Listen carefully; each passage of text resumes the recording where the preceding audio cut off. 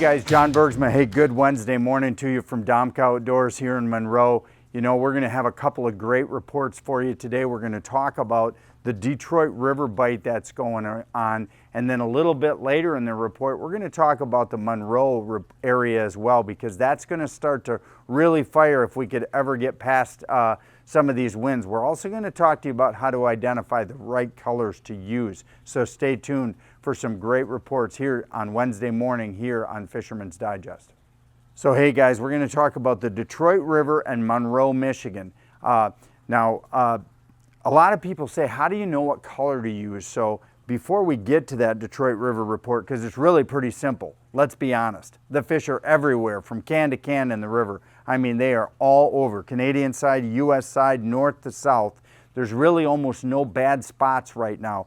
One of the things we're going to talk about today is color choice. You hear me talk about ice colors. This is black diamond. See how the bottom of that bait has got glitter fleck in it? That's what we talk about when we say an ice color. I'll give you another one.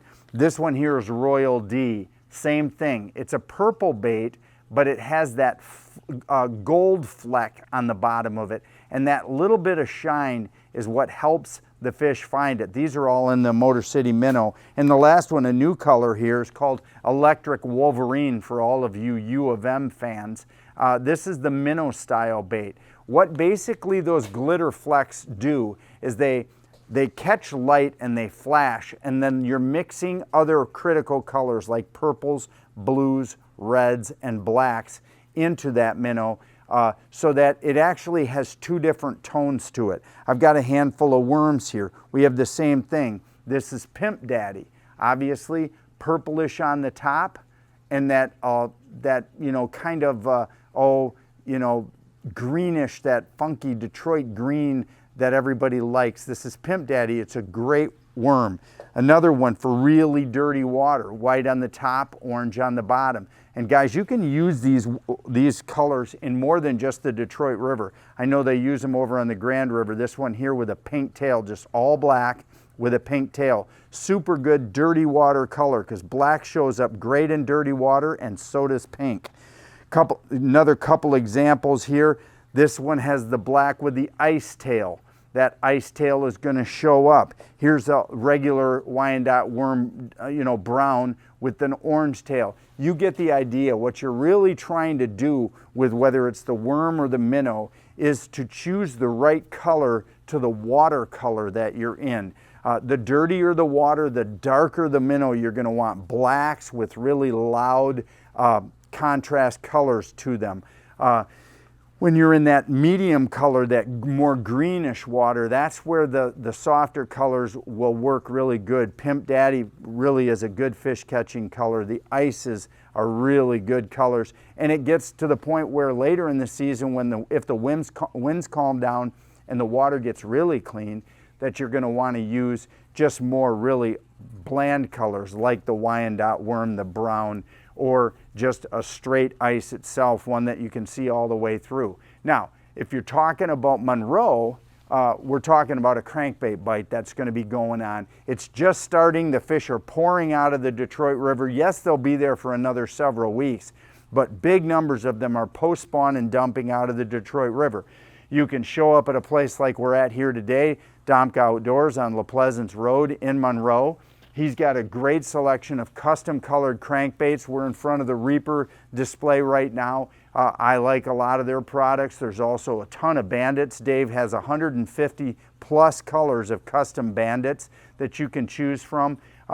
Also, number 9 and 11 flicker minnows. I know a lot of guys do well with those. And also, the Husky Jerks, the number 12s right now this time of year. All of those baits are going to go and work well. If you're looking for a starting point, obviously Sterling State Park, the Bulls Harbor area, Brest Bay, all the way out to West Sister Island and down to the Ohio line, all of that area is filled with fish. If you're looking for something to do, visit the Detroit River or the Monroe, Bulls Harbor, Sterling State Park area. You'll have a great adventure. Midwest Steel Carports is Michigan's premier steel building manufacturer. We manufacture and install custom steel buildings throughout Michigan.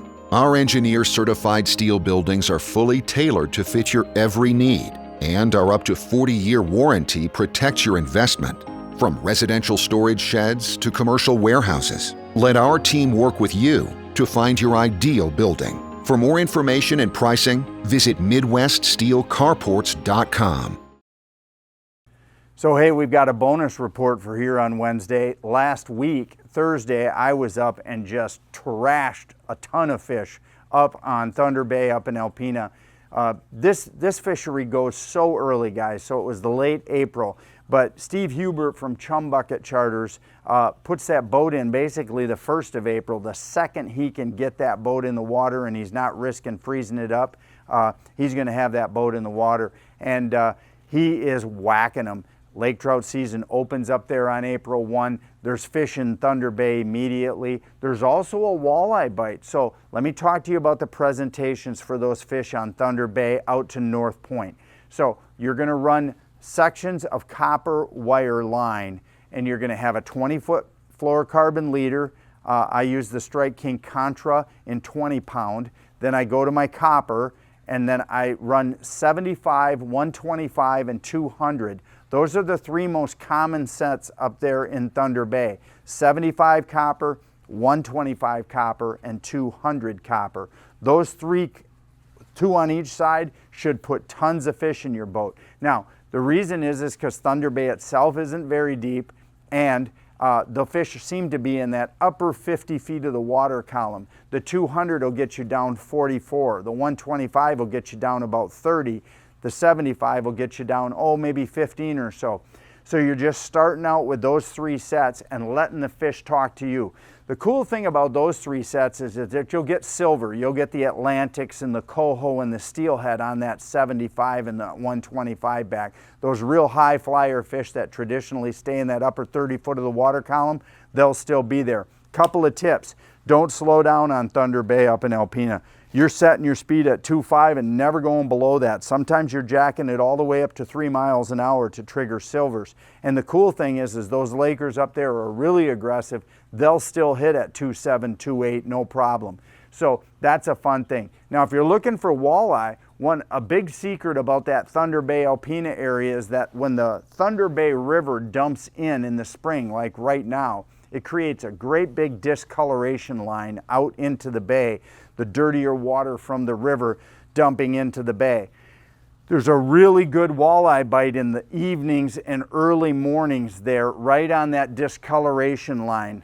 Just find the discoloration line between the cleaner bay water and that mixing river water. Fish that discoloration line the same way you would fish a discoloration line out on Lake Erie, 3 miles offshore off a big blow. You're going to fish it and you're going to just literally circle the wagons out there. You're going to find a good concentration of walleyes and brown trout.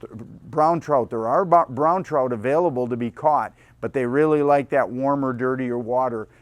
They're not that coho, steelhead, cleaner water fish. So if you're looking for something fun to do, run body baits and high spoons off boards on that discoloration break of the water that dumps out of the Thunder Bay River into Thunder Bay for something unusual to do. Also, it's a great opportunity for you to do that when you get the big windy day where you can't get way out offshore. There's good fishable fish close by there in the Alpena region. Wyandotte Lure manufactures soft plastic baits and fishing tackle right here in the Detroit area. Our famous original Wyandotte worm and the new Motor City minnow are made with our own special blend of material that is soft enough for a fish to bite, but durable enough to use all day. Our baits are available in over 30 different fish-catching colors. Just another reason why Wyandotte Lure is known as the king of the river. Go to WyandottLure.com or ask for them at your local bait and tackle store. So basically, guys, as we press north with these reports, you're going to hear me trying to give you tips on how to catch fish and bolster you with pictures of what we caught. We caught big Lakers, we caught walleye in Saginaw Bay. It's going everywhere right now, but what we're trying to do is educate you on how to choose color and how to find fish and what color water to look in. So we'll see you tomorrow with another great report.